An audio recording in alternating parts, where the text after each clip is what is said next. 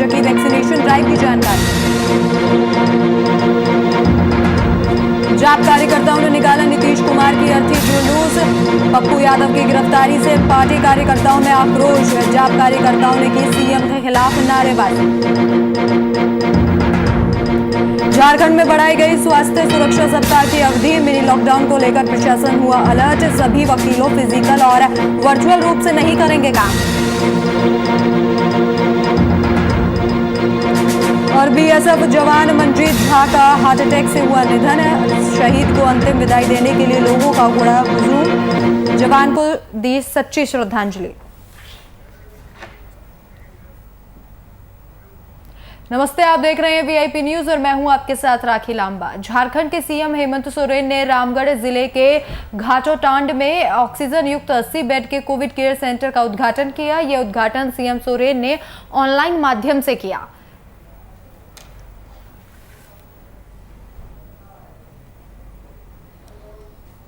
की स्वास्थ्य सुविधा से लेकर के आज लगभग 450 के कोविड बेड के साथ अपने आप को स्वास्थ्य सेवा में काफ़ी बेहतर योजनाबद्ध तरीके से काम कर रही है। ये किसी को पता नहीं था कि इस तरीके की वैश्विक महामारी आएगी और अचानक समझिए कि हम लोग एक ऐसे तूफान में फंसे हैं जहां सब मिलकर सभी लोग, सभी समाज के लोग, सभी सामाजिक कार्यकर्ता, सभी राजनीतिक दलों के लोग अपने दलगत भावना से उठकर आज इस संक्रमण से कैसे बचे इस पर लगातार चिंताएं मंथन पर लगे रहते हैं, कार्य भी करते हैं, सहयोग भी करते हैं। और आज इसी का फलाफल है कि आज हम लोग धीरे धीरे आप देख रहे होंगे जो शुरुआती के दौर में जो एक अफरा तफरी थी, वो अफरा तफरी लगभग हम लोग बिल्कुल उसको कंट्रोल करने की स्थिति पर हैं। और अब चिंता हमारे ग्रामीण क्षेत्रों में है और हमारा ग्रामीण परिवेश आप सबको पता है कि झारखंड के लोग काफ़ी संकोची किस्म के हमारे समाज के लोग हैं। ग्रामीण क्षेत्र में बहुत सारे लोग अपने सामाजिक सांस्कृतिक व्यवस्था के माध्यम से ही अपना जीवन यापन करते हैं।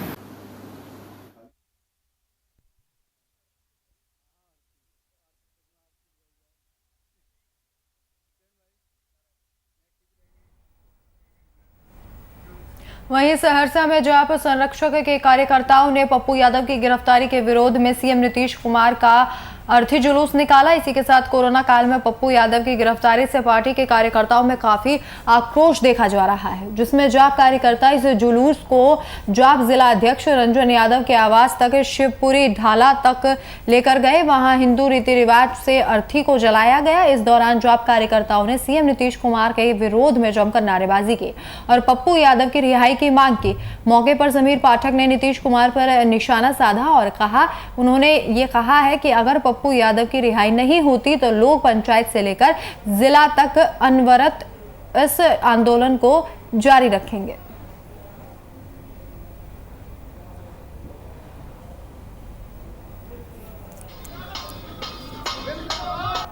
सुबह में 3:45 में बिहार सरकार नीतीश कुमार का देहांत हो गया, जिसके शोक में पूरे बिहार में जन अधिकार पार्टी के कार्यकर्ता रोड पे आए हुए हैं। नीतीश कुमार का भी अर्थी जुलूस हम लोग निकाल रहे हैं। आज पप्पू यादव जी अगर अंदर नहीं होते, बाहर रहते, तो ये कोरोना से नीतीश कुमार जी का मौत नहीं होता। सहरसा में जाप कार्यकर्ताओं ने पप्पू यादव की गिरफ्तारी के विरोध में सीएम नीतीश कुमार की एक अर्थी जुलूस निकाला गया और इस दौरान जो जाप कार्यकर्ता है उनका कहना है कि जल्द से जल्द पप्पू यादव की रिहाई की जाए, क्योंकि पप्पू यादव जनता के सेवक हैं और लगातार जनता के लिए वो काम करते हैं। और उन्होंने ये भी कहा कि अगर पप्पू यादव की रिहाई जल्द से जल्द नहीं की गई तो ये आंदोलन यूं ही जारी रहेगा। आपको बता दें, जिस तरीके से 32 साल पुराने मामले में पप्पू यादव को अब गिरफ्तार कर लिया गया है, जो तमाम कार्यकर्ता हैं जाप पार्टी के, वो लगातार यही सरकार से मांग कर रहे हैं कि पप्पू यादव को जल्द से जल्द रिहा कर दिया जाए।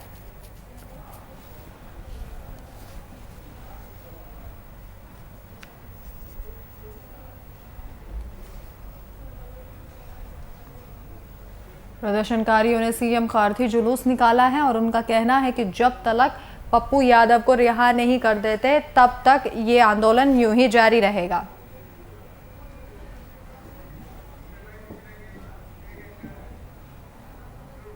वहीं बासुकीनाथ निवासी बीएसएफ जवान मंजीत झा की कश्मीर में ड्यूटी के दौरान हार्ट अटैक से मौत हो गई, जिसके बाद शहीद के पार्थिव शरीर को उनके पैतृक निवास बासुकीनाथ में लाया गया। वहीं पार्थिव शरीर के पहुंचते ही शहीद को अंतिम विदाई देने के लिए लोगों का हुजूम उमड़ पड़ा। तो वहीं शहीद जवान को श्रद्धांजलि देने मंत्री बादल पत्रलेख, दुमका डीसी राजेश्वरी बी सहित कई अधिकारी उनके आवास पर पहुंचे। वहीं शहीद को सम्मान के साथ बासुकीनाथ का भ्रमण कराते हुए अंतिम यात्रा निकाली गई। आपको बता दें कि शहीद मंजीत झा की 6 साल की बेटी ने उन्हें मुखाग्नि दी। मैं हेडक्वार्टर में निशादबाग में था तो आदमी का रिपोर्ट आया हार्ट अटैक हुए हो। पूरा आदमी के साथ पेट्रोलिंग में हो रहा था।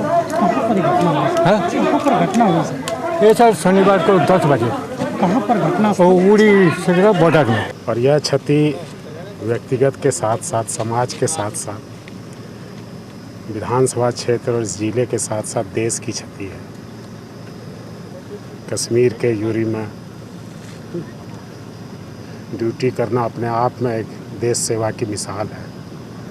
और ऑन ड्यूटी हाइट पे जाके सीमाओं को ऑब्जर्व करना, सीमाओं को सुरक्षित रखना, हम जो यहाँ शांति चैन की ज़िंदगी जीते हैं इनके जान की कीमत में इन्हें मैं सलाम करता हूँ। और परिवार वाले को, शुभचिंतकों को, साथ ही सभी देश प्रेमियों को। मंजीत भैया अमर रहे।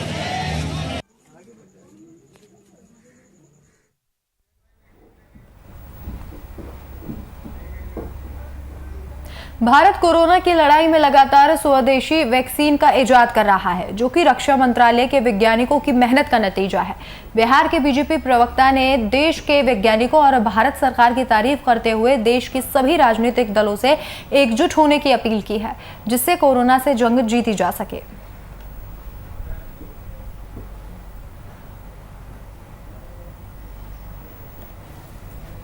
कोविड के खिलाफ भारत की अग्रणी भूमिका एक बार फिर से साबित हुई है। केंद्रीय रक्षा मंत्री राजनाथ सिंह जी, केंद्रीय स्वास्थ्य मंत्री डॉक्टर हर्षवर्धन जी ने आज कोविड के खिलाफ मारक क्षमता वाली दवा 2DG की पहली खेप रिलीज की है। और सबसे बड़ी बात कि भारत के रक्षा वैज्ञानिकों ने DRDO में इसे इजाद किया है, जिसका प्रोडक्शन डॉक्टर रेड्डीज लेबोरेटरी में किया जाएगा। और कोविड के खिलाफ यह दवा बहुत ही कारगर दवा साबित होगी, इसमें कोई संदेह नहीं। कोविड के खिलाफ भारत की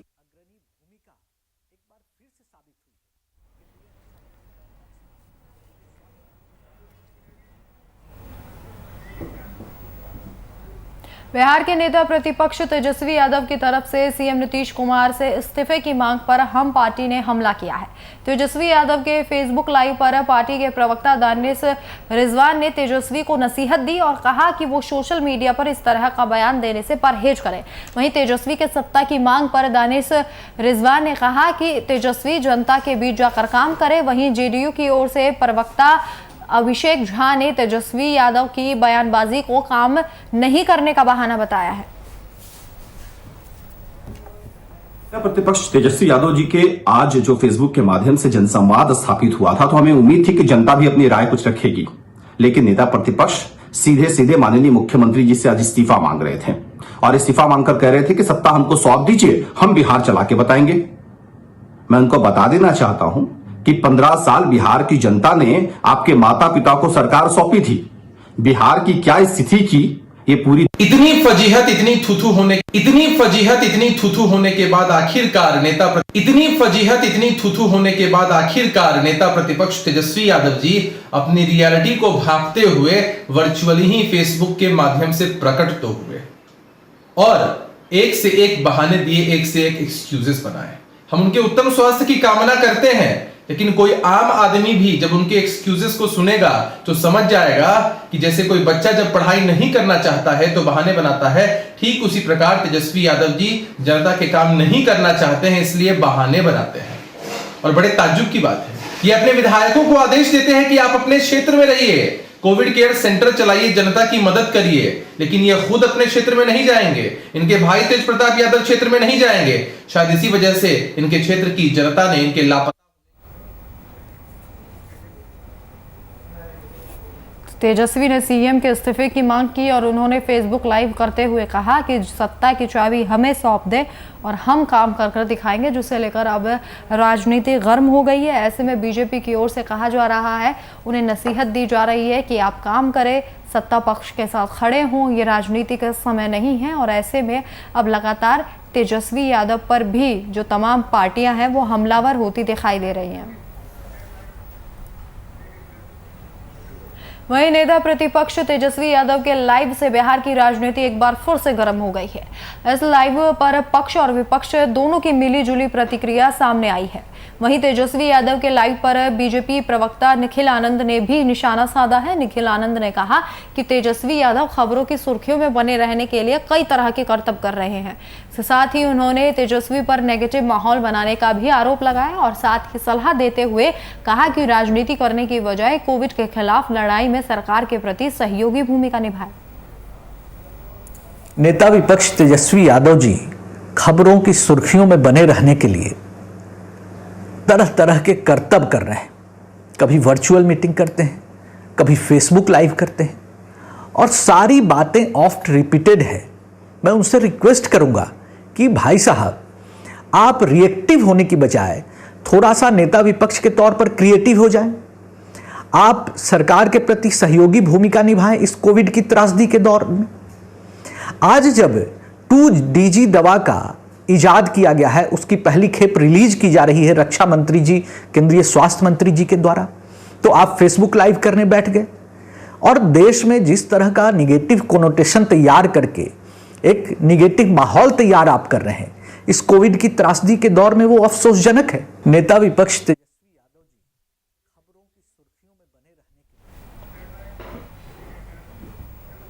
वहीं जेएमएम ने वैक्सीनेशन के मुद्दे पर केंद्र सरकार और बीजेपी नेताओं को घेरते हुए देश में भ्रम फैलाने का आरोप लगाया है।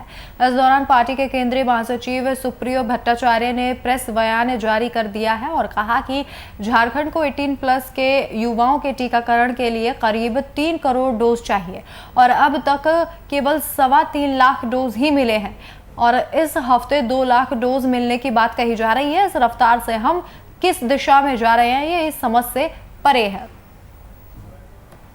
जानते बिना वैक्सीनेशन का हमारे पास में अभी कोई और फौरी उपचार नहीं है इस कोरोना महामारी को लेकर। मैं सबसे पहले तो आपको याद करवा दूं कि 2021-22 का जो फाइनेंशियल बजट आया था, उस बजट में भारत सरकार ने 35,000 करोड़ रुपए वैक्सीन के लिए इस देश को कहा था कि हम इसका प्रावधान करेंगे। यदि 35,000 करोड़ के हिसाब से हम देखें तो 116 करोड़ लोगों को फ्री वैक्सीनेशन का बजटीय प्रावधान है।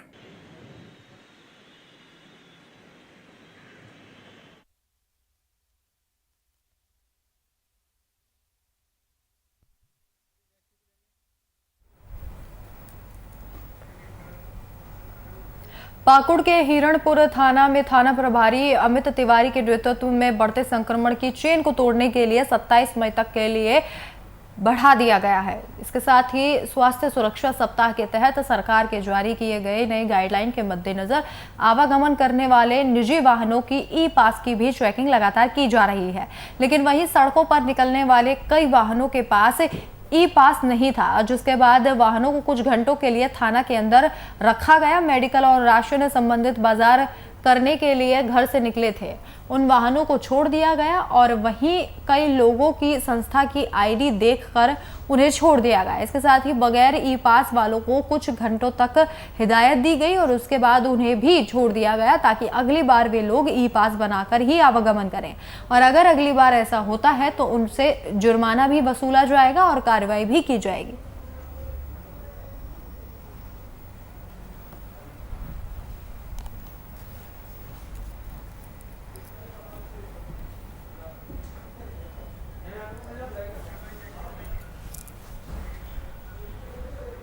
वहीं कोरोना के बढ़ते मामलों को देखते हुए राज्य सरकार युद्ध स्तर पर कार्य कर रही है। 14 मई से 18 मई तक 44 साल के लोगों का टीकाकरण भी शुरू हो गया है। इसी के साथ दुमका जिला के जरमुंडी प्रखंड में 18 वर्ष से ऊपर के सभी लोगों को कोरोना का टीका दिया जा रहा है। टीका केंद्र पर जो लोग वैक्सीन लेने के लिए पहुंच रहे हैं, लोगों में टीकाकरण को लेकर उत्साह देखने को मिल रहा है।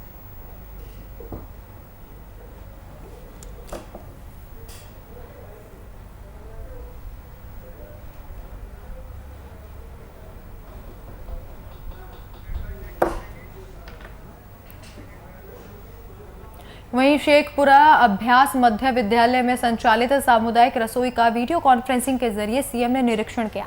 आपको बता दें कि लॉकडाउन के कारण जरूरतमंदों को भोजन में हो रही परेशानी को लेकर सामुदायिक किचन का निर्माण किया गया है, जिसे लेकर वीडियो कॉन्फ्रेंसिंग के जरिए सीएम नीतीश कुमार की तरफ से सामुदायिक किचन का औचक निरीक्षण किया गया। इसके साथ ही कई निर्देश भी दिए गए। जो निरीक्षण हुआ अभी माननीय मुख्यमंत्री जी का, तो उसमें एक डायरेक्शन तो ये मिला कि हम लोग को इसका आकलन करना चाहिए कि जो सामुदायिक किचन चल रहा है उसकी संख्या में जगह दे करके हम लोग बढ़ा सकते हैं। तो ये आकलन हम लोग के अधिकारी जो हैं, आपदा से रिलेटेड जो अधिकारी हैं, उनके द्वारा अभी तुरंत आकलन किया जाएगा और उसको करने के बाद से हम लोग कल से वहाँ व्यवस्था शुरू करेंगे। वहीं बोकारो चेक पोस्ट पर वाहनों से आवागमन करने वाले लोगों से पुलिस प्रशासन ई पास को लेकर जांच कर रही है। इस जांच के दौरान पुलिस को लाठियां भी बरसानी पड़ रही हैं। आपको बता दें कि राज्य सरकार ने चौथे चरण का स्वास्थ्य सुरक्षा सप्ताह शुरू कर दिया है, जिसके चलते बिना ई पास के गाड़ियों की आवाजाही पर रोक लगा दी गई है। बिना ई पास दिखाए जाने वाले लोगों को पुलिस वापस लौटा रही है। इसके साथ ही बेवजह घूमने वालों पर पुलिस प्रशासन की तरफ से कड़ी निगरानी रखी जा रही है। जो ई पास का चेकिंग चल रहा है, जो बिना मास्क के बेवजह घूम रहे हैं उन लोग को देख पकड़ा जा रहा है और साइड किया जा रहा है, उनके खिलाफ उचित कार्रवाई की जाएगी। क्या लग रहा है सुबेरे से लगे हुए, किस तरह का आप लोग को अवेयरनेस लग रहा है? बहुत लोग पाबंदी लगी है, अनावश्यक तो बहुत कम लोग दिखे हैं और जो लोग दिख रहे हैं वो लोग कुछ न कुछ रीजन से ही निकल रहे हैं, बेवजह तो बहुत कम ही लोग दिख रहे हैं। परसेंटेज क्या लग रहा है? परसेंटेज क्या लग रहा है ई पास को लेकर? ई पास का जो बहुत लोगों को समस्या सुनने को मिल रहा है कि उनको पास नहीं मिला। उन लोगों को अप्लाई किया लेकिन उन लोगों को पास नहीं मिला और वो लोग मेडिकल काम के लिए बहुत जरूरी इंपॉर्टेंट काम के लिए इन लोग को छोड़ा गया है और आगे देखते हैं जैसा आदेश होंगे। एक चीज़ बताइए, आप लोग यहाँ ड्यूटी कर रहे हैं, आपको बहुत सारे लोगों से जूझना पड़ रहा है।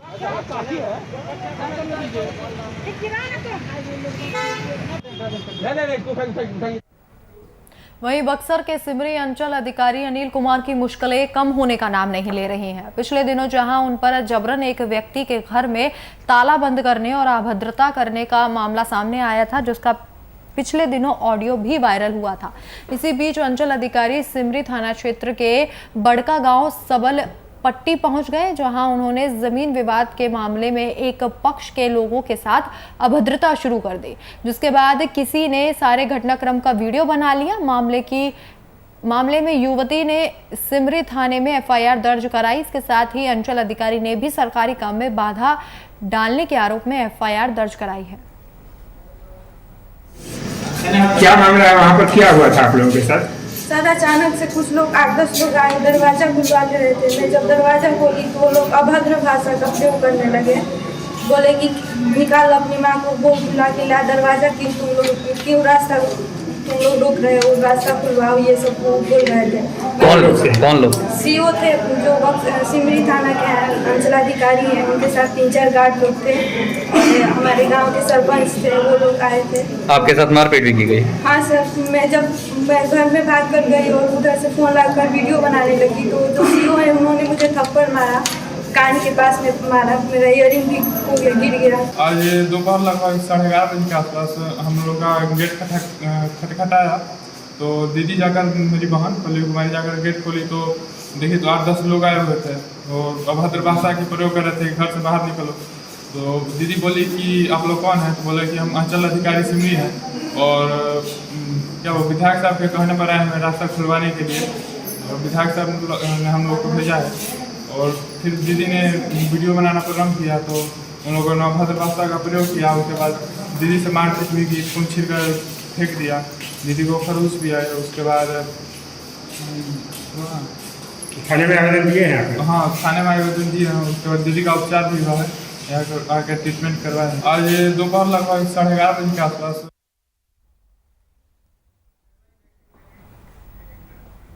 वहीं बेगूसराय में एक बार फिर अपराधियों ने बड़ी घटना को अंजाम दिया है, जहां वीडियोग्राफर की गला दबाकर हत्या करने का मामला सामने आया है।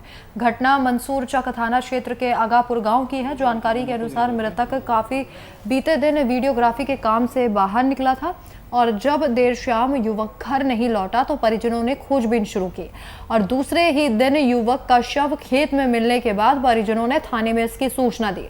फिलहाल पुलिस पूरे मामले की जाँच कर रही है।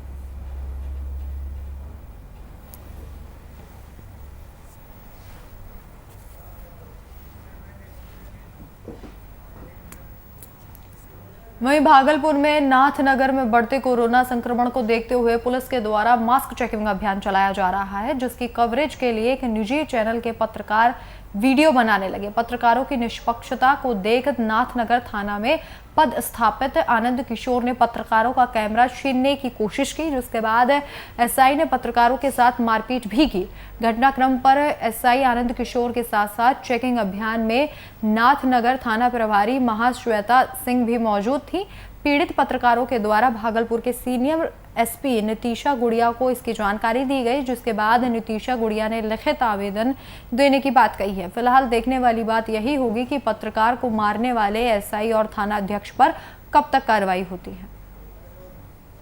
ऐसे था, लेकिन सुनिए मैडम, पॉकेट में मोबाइल जो था ना, कितना गति थी? भागलपुर जिले नाथनगर थाना क्षेत्र में दोगच्छी बाईपास है, वहाँ कवरेज मैं कर रहा था। वाहन जांच चल रहा था, मास्क जांच चल रहा था। वहाँ कवरेज करने के दौरान एसआई आनंद किशोर ने हमसे बदतमीजी किया, गाली गलौज किया और कोई कहा सुनी नहीं। डायरेक्ट वो गाली गलौज देते हुए मारना शुरू कर दिए। कितना भी पुलिसकर्मी भी दो चार बोले कि भाई प्रेस से है, छोड़ दीजिए, क्या ऐसे कर रहा है, लेकिन उन्होंने किसी का बात नहीं सुना और हमें मारा। मारने के दौरान मेरा कैमरा भी छीन लिया गया, माइक आईडी भी और आईडी तोड़ दिया गया है। टूटा हुआ आईडी है, यही आईडी है हमारे पास जो कि तोड़ दिया है, कैमरा लेके चल गया है।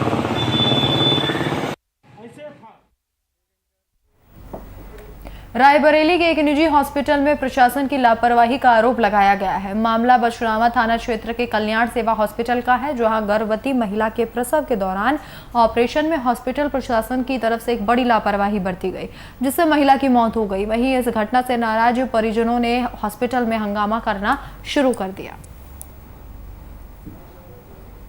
सुबह 4 बजे हमारे भाई के पास फोन आया है, बोला कि हमारे मरीज की स्थिति बहुत खराब है। जो पेशेंट के हस्बैंड हैं वो हमारे भाई के दोस्त हैं। उसके हिसाब से जो है जो उनके भाई, मेरे भाई उनके हस्बैंड के साथ हमारे पास आए। हमने कहा पेशेंट की स्थिति सही नहीं है तो आप कहीं और ले जाओ भैया, हमारे अस्पताल ना लेके आओ। इन्होंने कहा नहीं, आप भर्ती कर लीजिए, बस एक बार देख लीजिए। तो हमारे यहाँ हॉस्पिटल जब पेशेंट लेके आए तो पेशेंट की स्थिति सही नहीं थी, तो हमने इनको मना कर दिया। इन्होंने बोला आप कराइए, जो होगा वो हम देखेंगे। फिलहाल इस वक्त के बुलेटिन में मेरे साथ इतना ही। देश और दुनिया की तमाम बड़ी खबरों के लिए देखते रहिए VIP न्यूज़। नमस्कार।